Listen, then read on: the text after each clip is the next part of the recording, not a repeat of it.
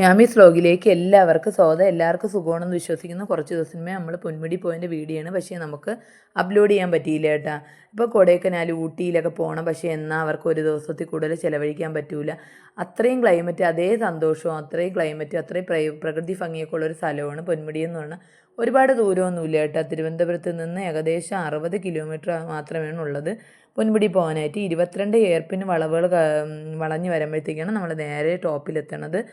വരുന്ന വഴിക്ക് തന്നെ മീൻമുട്ടി വെള്ളച്ചാട്ടമുണ്ട്, അതേപോലെ തന്നെ കല്ലാർ വെള്ളച്ചാട്ടം, തേയിലത്തോട്ടം, വന്യജീവി സങ്കേതം, അങ്ങനെ ഒരുപാട് സ്ഥലങ്ങളുണ്ട്. കല്ലാറിലൊക്കെ ഒരുപാട് ചുഴികളും കാര്യങ്ങളൊക്കെ ഉള്ളത് കൊണ്ട് തന്നെ അപകടങ്ങൾ ഒരുപാട് നടന്ന സ്ഥലമാണ്.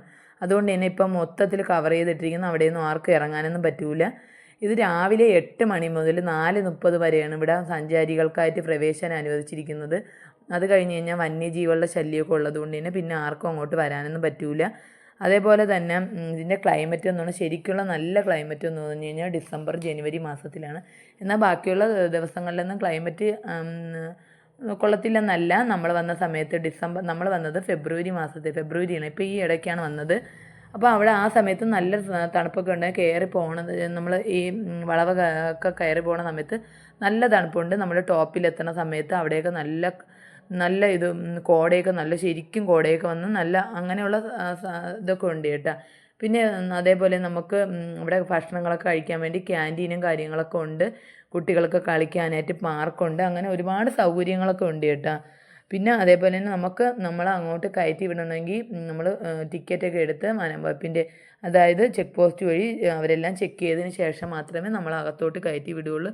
പിന്നെ ഒരുപാട് ഫോട്ടോ എടുക്കാനും അങ്ങനെ നമുക്ക് ഒരുപാട് സമയം സ്പെൻഡ് ചെയ്യാനുള്ള സ്ഥലങ്ങളൊക്കെ ഉണ്ട് കേട്ടോ. വന്നാൽ തന്നെ നമ്മൾ നല്ല മനസ്സിന് സന്തോഷം കിട്ടുന്നൊരു സ്ഥലമാണ് കേട്ടോ. അതേപോലെ തന്നെ നമുക്ക് അറിഞ്ഞുകൂടാത്ത കാര്യങ്ങളൊക്കെ പറഞ്ഞു തരാനായിട്ട് ഒരു ഗൈഡ് മാമൻ ഉണ്ടായിരുന്നു കേട്ടോ. ഗൈഡ് ഉണ്ടായിരുന്നു. അപ്പോൾ അവരൊക്കെ നമുക്ക് എല്ലാ കാര്യങ്ങളൊക്കെ പറഞ്ഞു തന്നു. അങ്ങനെ കുറേ കാര്യങ്ങളെല്ലാം ആ മാമനൊക്കെ പറഞ്ഞു തന്നിട്ടാണ് നമ്മൾ കുറേ കാര്യങ്ങളൊക്കെ മനസ്സിലാക്കിയത്. നമ്മൾ അങ്ങനെ നിന്നപ്പോഴത്തേക്കും ഒരു ഗുഹ പോലൊരു സംഭവം ഉണ്ടായിരുന്നു കേട്ടോ. പിന്നെ അവിടെ കയറി കുറച്ച് നേരം നിന്നതിന് ശേഷം നമ്മൾ വീഡിയോ എടുത്ത് ഫോട്ടോസ് എടുത്ത് നല്ല രസമുള്ള സ്ഥലങ്ങളാണ് കേട്ടോ. ഓരോ സ്ഥലങ്ങളും നല്ല ഭംഗിയുള്ള സ്ഥലങ്ങളാണ്. മാക്സിമം നമ്മൾ പറ്റുന്ന സ്ഥലങ്ങളെല്ലാം കവർ ചെയ്തതിന് ശേഷം പിന്നെ നമ്മൾ ക്യാൻറ്റീനിൽ വന്ന് ചായയൊക്കെ കുടിച്ച് പിള്ളേർ ഐസ്ക്രീമൊക്കെ കഴിച്ച് അങ്ങനെ അവിടെയും കുറച്ച് നേരമൊക്കെ ചിലവഴിച്ചതിന് ശേഷം പിന്നെ നമ്മൾ പിന്നും കുറച്ച് സ്ഥലവും കൂടെയൊക്കെ പോയതിന് ശേഷം മാത്രമാണ് അവിടെ നിന്ന് ഇറങ്ങിയത്.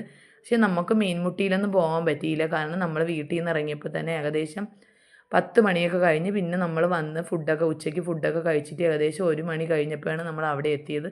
അതുകൊണ്ട് തന്നെ നമുക്ക് മീൻമുട്ടിയിലൊന്നും ഇറങ്ങാൻ പറ്റിയില്ല. നമ്മൾ തിരിച്ചു വരുമ്പോൾ ഇറങ്ങാമെന്ന് കരുതി ഇരുന്നപ്പോഴത്തേക്കും അവിടെ 4:30 ആയപ്പോഴത്തേക്കും അടച്ച്. അവിടെ ഏകദേശം എല്ലാ സ്ഥലങ്ങളും ക്ലോസ് ചെയ്യുന്നത് 4:30 തന്നെയാണ്. പിന്നെ അവിടെ ഇങ്ങനെ വന്യജീവികളൊക്കെ ഒരു ശല്യമൊക്കെ ഉണ്ടാവുന്നതുകൊണ്ട് വേറെ സ്ഥലങ്ങളൊന്നും പിന്നെ പാർക്കുകളും കാര്യങ്ങളൊന്നും തുറന്നു കൊടുക്കത്തില്ല.